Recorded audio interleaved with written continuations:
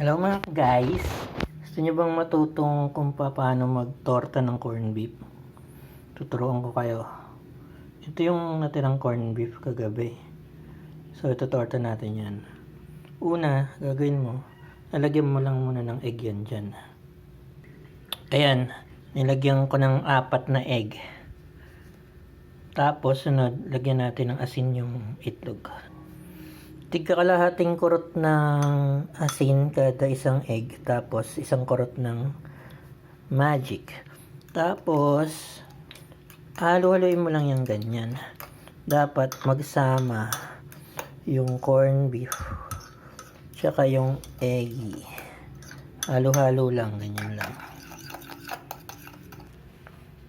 Ay, tapos on mo na yung lutuan. Yan. Pag naka-on na, lagyan natin ng mantika. Yan. Oil. Yung sakto lang sa 4 na itlog na may halong corned beef, pwede na yan. Tapos, buhos na natin yung minix-mix natin. Yan, buhos natin dun.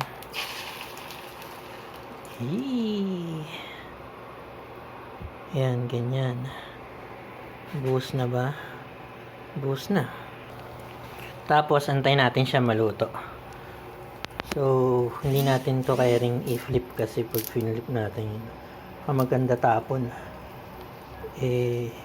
Wala na kaming ulam. Kaya, next time na lang. Tapos, pag luto na yung ilalim, babaliktarin nyo na.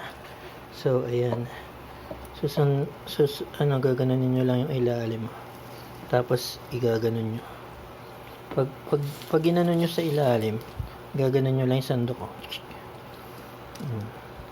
Babaliktad na yan.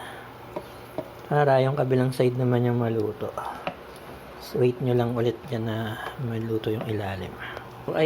So, ayan.